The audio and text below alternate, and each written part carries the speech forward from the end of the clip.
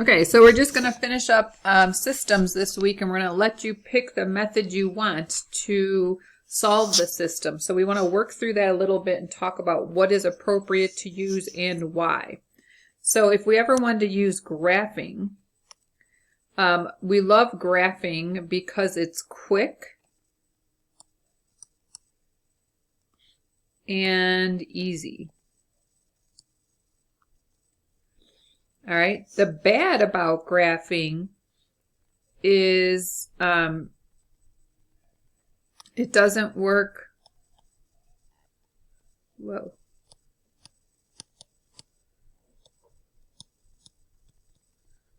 Work well if the solutions are fractions or very big.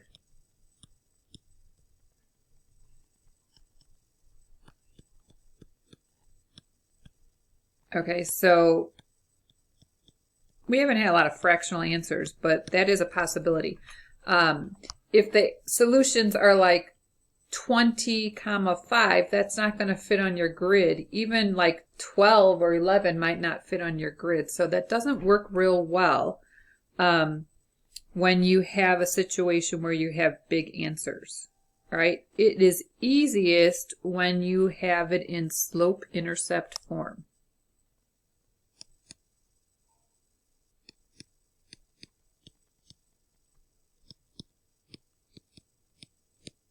So that would be like y equals mx plus b.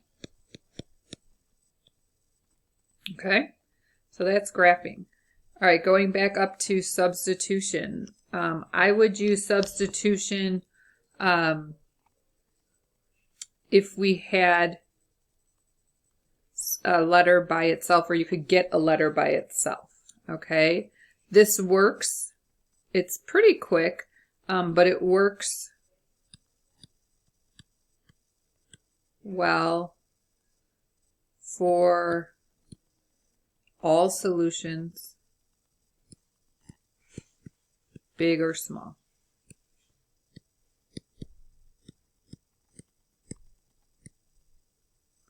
The bad part of doing substitution, it's bad if you create fractions when solving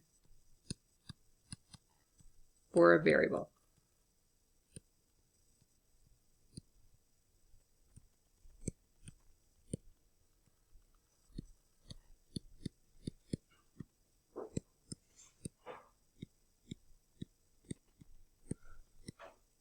It is easiest when you can get a variable by itself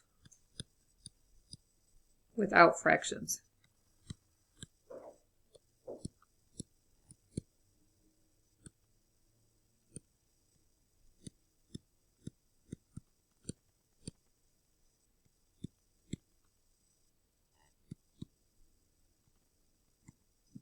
Like you can get a y equals or an x equals.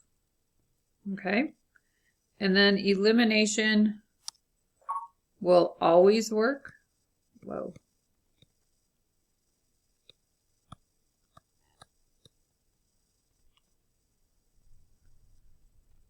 The bad, it can take, multiple steps, maybe takes a little long.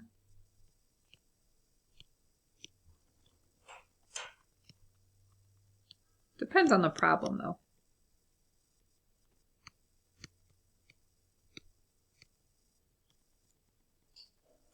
And then the easiest when variables, equal signs, and constants lined up.